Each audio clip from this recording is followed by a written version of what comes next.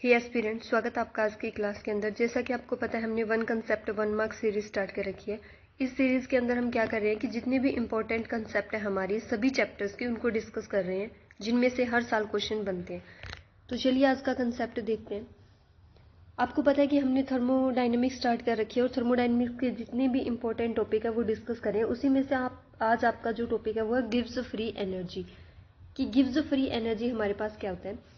Gives free energy आपके पास क्या है कि आपके सिस्टम के पास कितनी यूजफुल एनर्जी है या कितनी एनर्जी आपके सिस्टम के पास जो कि वर्क के अंदर यूज हो रही है। जैसे हमने सबसे पहले क्या है कि इंटरनल एनर्जी का कंसेप्ट देखा था, you internal energy. Internal energy क्या थी कि जो भी आपका सिस्टम है उसके अंदर टोटल उसकी अपनी कितनी एनर्जी है, वो होती है इंटरनल एनर्जी सिस्टम की। अब क्या होता है कि जब भी आपका सिस्टम वर्क करता है या जब भी आपके सिस्टम के ऊपर काम होता है तो जितनी की जितनी इंटरनल एनर्जी है ना, जो भी इसकी इंटरनल एनर्जी है वो सारी वर्क के अंदर कन्वर्ट नहीं होती। कहने का मतलब क्या है कि मान लो यू इंटरनल एनर्जी थी आपके सिस्टम की, तो उसने सिस्टम ने जब वर्क करना स्टार्ट किया तो उसकी सारी एनर्जी वर्क के अंदर कन्वर्ट ना हो करके कुछ जो एनर्जी है वो क्या है, हीट की फॉर्म में वेस्ट हो जाती है। तो अब इस इंटरनल एनर्जी का एक पार्ट तो हीट की फॉर्म में वेस्ट हो गया और दूसरा पार्ट इसने क्या है, वर्क के अंदर यूज कर लिया अपनी इंटरनल एनर्जी का। तो जो इंटरनल एनर्जी का जो पार्ट ये वर्क कर रहा है ना, उसी को बोलते हैं गिव्स फ्री एनर्जी।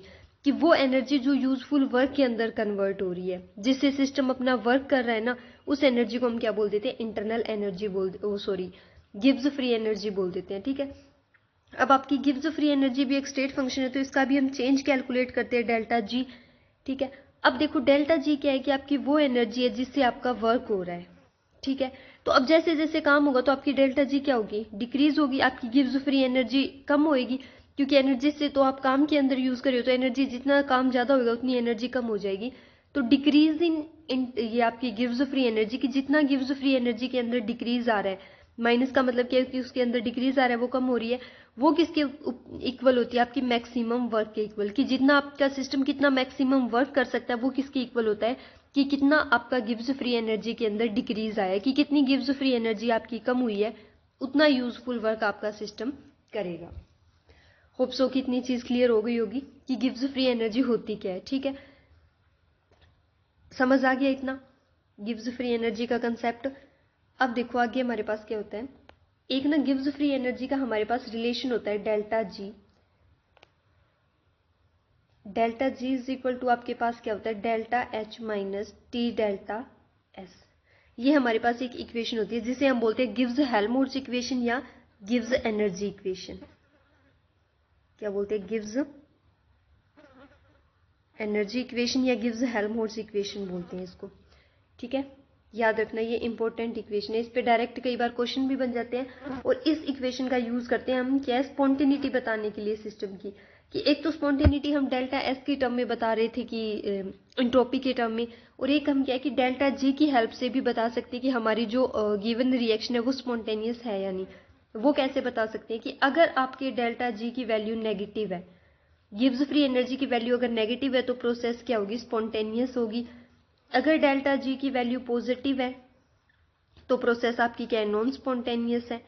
और अगर डेल्टा जी आपका इज इक्वल टू जीरो निकल कर आया तो उस केस के अंदर जो भी आपका सिस्टम है उसने इक्विलिब्रियम अटेन कर लिया।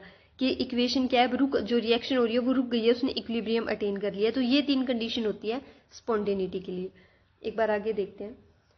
अब देखो spontaneity in term of free energy change की, फ्री एनर्जी चेंज की टर्म में हम स्पॉन्टेनिटी को कैसे बताते हैं। एक चीज तो हमने देख ली कि डेल्टा जी अगर आपका नेगेटिव होगा तो प्रोसेस जो भी है वो स्पॉन्टेनियस होगी, और अगर पॉजिटिव है तो नॉन स्पॉन्टेनियस होगी। लेकिन गिव्स हेल्महोल्ट्ज इक्वेशन थी हमारे पास, जो अभी गिव्स फ्री एनर्जी इक्वेशन थी, उसका यूज करके हम स्पॉन्टेनिटी कैसे निकालते हैं। इस पर से आपके क्वेश्चन बनते हैं, इस इक्वेशन को यूज करके आपकी स्पॉन्टेनिटी पूछते हैं कैसे। देखो इन्होंने दिया कि सबसे पहले एक फर्स्ट केस जो इसके अंदर बनता है वो क्या है कि अगर आपका डेल्टा एच भी नेगेटिव है, ठीक है, डेल्टा एच की जो भी वैल्यू आएगी वो भी नेगेटिव है, और टी डेल्टा एस की जो भी वैल्यू है वो भी नेगेटिव है, उस केस के अंदर आपकी प्रोसेस स्पॉन्टेनियस है या नहीं, कैसे बताओगे आप। देखो डेल्टा एच भी नेगेटिव है, टी डेल्टा एस भी नेगेटिव है। अगर टी डेल्टा एस की वैल्यू नेगेटिव है तो ये पूरी क्वांटिटी आपकी क्या हो गई, पॉजिटिव होगी। क्यों, क्योंकि ये भी नेगेटिव है, ये भी नेगेटिव है, नेगेटिव नेगेटिव पॉजिटिव बन गया। अब अगर आपका केस क्या राइज होता है कि अगर आपका डेल्टा एच की वैल्यू ग्रेटर है टी डेल्टा एस से, कि जो भी डेल्टा एच है उसकी वैल्यू टी डेल्टा एस से ज्यादा है तो आपकी जो ओवरऑल डेल्टा जी निकल कर आएगी वो क्या होगी, नेगेटिव। समझ आया कैसे, क्योंकि ये पूरी टर्म पॉजिटिव बन गई। अब अगर ये नेगेटिव में जितनी ज्यादा होगी, डेल्टा एच की वैल्यू नेगेटिव में जितनी ज्यादा होगी तो आंसर भी आपका नेगेटिव में निकल कर आएगा, क्योंकि ये वाली चीज तो पॉजिटिव हो गई। तो अगर आंसर नेगेटिव में निकल के आएगा तो मतलब डेल्टा जी आपकी नेगेटिव आएगी, और अगर डेल्टा जी नेगेटिव है तो प्रोसेस क्या है, स्पॉन्टेनियस है।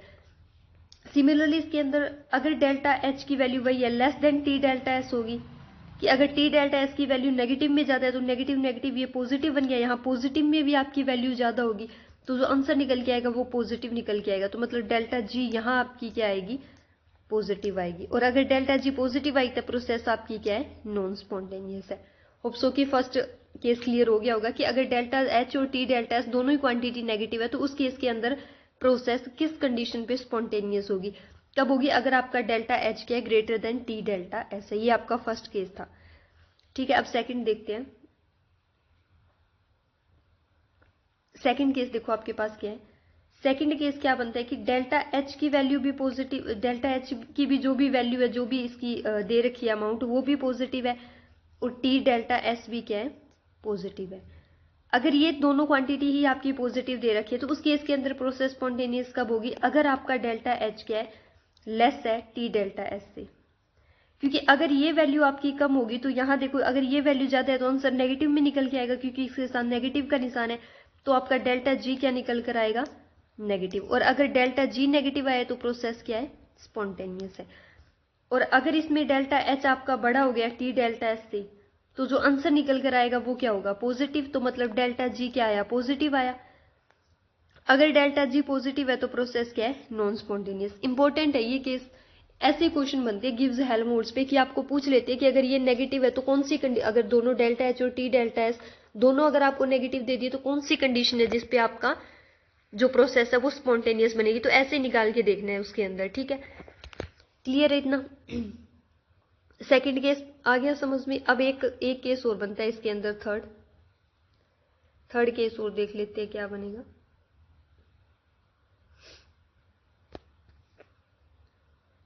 ठीक है, थर्ड केस देखते हैं।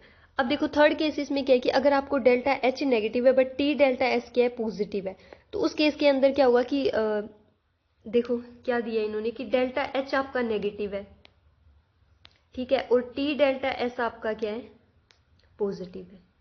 अब इसमें देखो ये पॉजिटिव है ये नेगेटिव है, तो ओवरऑल तो क्या हो गया, नेगेटिव ही हो गया, क्योंकि ये भी नेगेटिव और ये टर्म भी नेगेटिव, तो नेगेटिव नेगेटिव पॉजिटिव हो गया। देखो जैसे ये डेल्टा एच नेगेटिव है माइनस टी डेल्टा एस क्या आपका पॉजिटिव है, तो ये नेगेटिव नेगेटिव ओवरऑल आंसर तो आपका नेगेटिव में ही आएगा ना।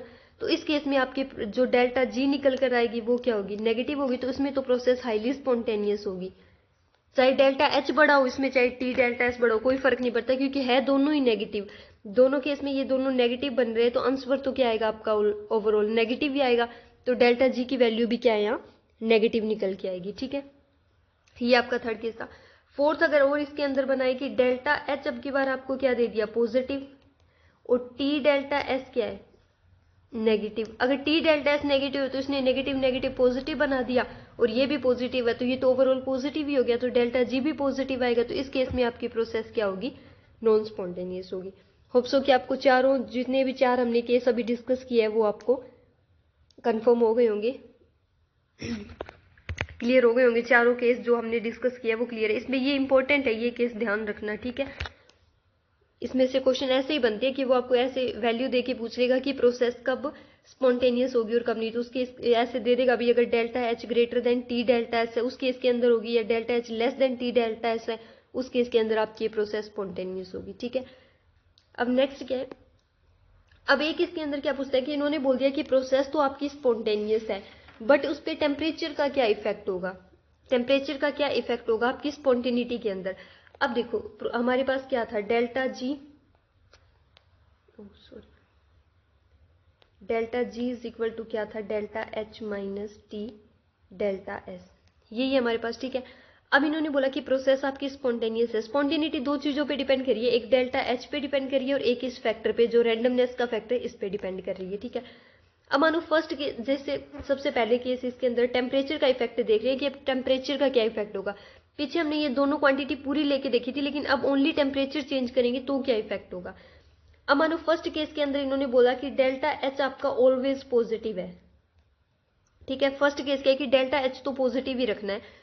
अब इसमें क्या करना है कि जो आपका टी डेल्टा एस है इसको देखना है। तो अगर हमने, अब देखो डेल्टा एच तो पॉजिटिव है, अगर फर्स्ट केस इसके अंदर क्या बना है कि अगर हमने टेम्परेचर क्या लिया, लो, भी टेम्परेचर बहुत कम ले लिया, बिल्कुल लो टेम्परेचर है। अगर लो टेम्परेचर है तो ये जो वैल्यू निकल के आएगी वो भी क्या होगी, कम होगी, लो निकल के आएगी, क्योंकि टेम्परेचर कम है। मान लो एक तो टेम्परेचर आपने 10 डिग्री सेल्सियस लिया है, एक 20 लिया है, तो बिल्कुल ही लो 10 ले लिया, तो ये वैल्यू तो ओवरऑल कम ही आएगी। तो अगर लो टेम्परेचर पे आपका क्या होगा, delta H greater than T delta S, ठीक है। अगर delta H greater than T delta S है तो आपकी जो डेल्टा जी की वैल्यू निकल के आएगी वो क्या होगी, पॉजिटिव, क्योंकि पॉजिटिव वाली क्वांटिटी बड़ी है। अगर पॉजिटिव वाली बड़ी है तो आंसर भी पॉजिटिव आएगा। तो लो टेम्परेचर पे अगर आपका डेल्टा एच पॉजिटिव है तो प्रोसेस आपकी क्या होगी, नॉन स्पॉन्टेनियस।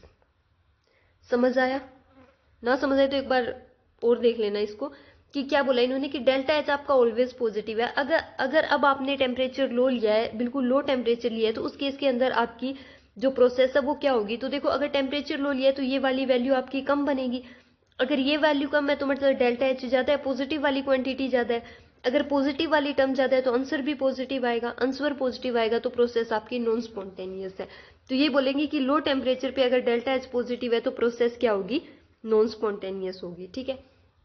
अब क्या है, हमने थोड़ा टेम्परेचर दूसरा केस बना रहे हैं इसके अंदर कि टेम्परेचर मॉडरेट ले लिया, ना ज्यादा लो ना ज्यादा हाई, मॉडरेट सा टेम्परेचर है, ठीक है।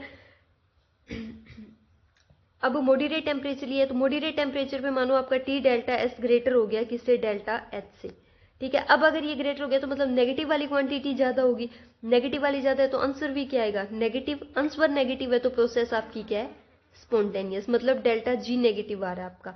तो मॉडरेट टेम्परेचर पे अगर आपका डेल्टा एच पॉजिटिव है तो प्रोसेस क्या होगी, स्पॉन्टेनियस होगी। अब थर्ड इसके अंदर अगर टेम्परेचर हमने बहुत ज्यादा हाई ले लिया, अब टेम्परेचर बहुत ज्यादा हाई है तो ये इसकी वैल्यू भी क्या है, बहुत ज्यादा हाई हो जाएगी।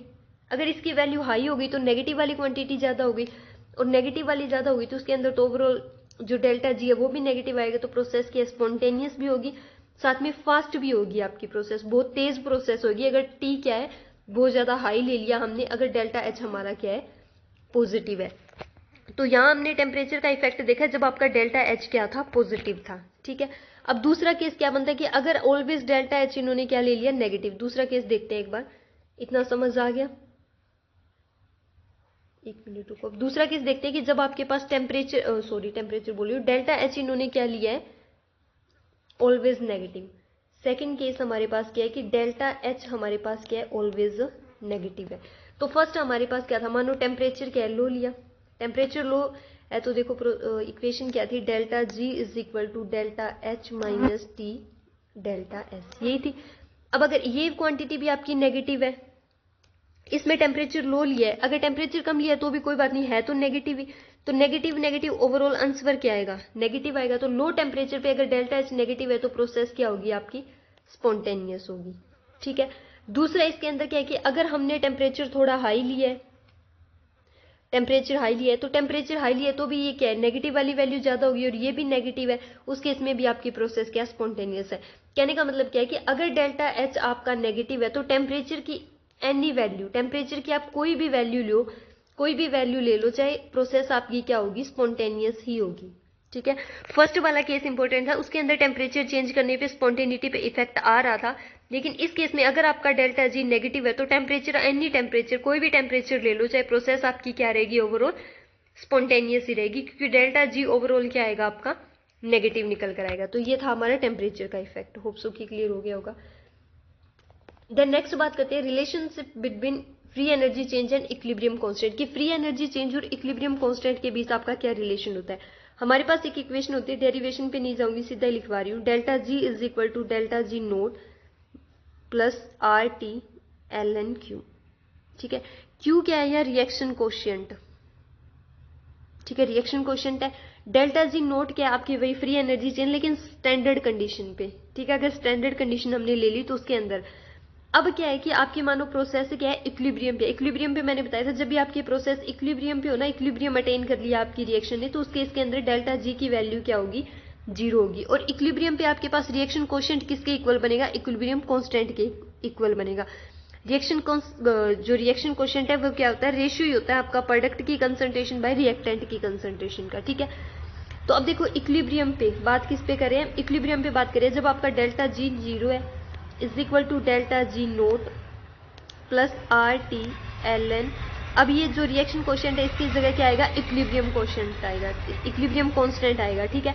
तो अब ये क्या होगा आपका delta G nought is equal to क्या होगा, minus R T L N K, ठीक है। ये इक्वेशन बनेगी आपकी, ये रिलेशन बनेगा किसमें, फ्री एनर्जी चेंज और इक्विलिब्रियम कांस्टेंट के अंदर, ठीक है। अब इस जो नेचुरल लॉग है इसको आप अगर चेंज करोगे तो delta G nought is equal to क्या आएगा, minus 2.303 R T log equilibrium constant, ये वाली इक्वेशन बनेगी, ठीक है। ये इंपॉर्टेंट है, ये भी, इस पे भी न्यूमेरिकल बनते हैं आपके, याद रखना। अगर रिलेशन डायरेक्ट पूछे तो ये रिलेशन होता है, ठीक है, और अगर न्यूमेरिकल बने तो भी याद रखना। होप सो कि अब आपको गिव्स फ्री एनर्जी का जो भी कंसेप्ट था वो क्लियर हो गया होगा, ठीक है। इतनी चीजें इंपॉर्टेंट है इसमें। मेन इसमें क्या है, जो अभी हमने टेम्परेचर वाला डिस्कस किया, एक तो ये वाला टेम्परेचर का इफेक्ट, और दूसरा क्या आपका, सॉरी, दूसरा आपका ये वाला spontaneity in term of free energy change, जो अभी हमने ये देखा था, ये इंपॉर्टेंट है इसके अंदर, इन्हीं पे आपके डायरेक्ट क्वेश्चन बनते हैं, ठीक है। होप सो कि अब आपको ये क्लियर हो गया होगा। Thank you.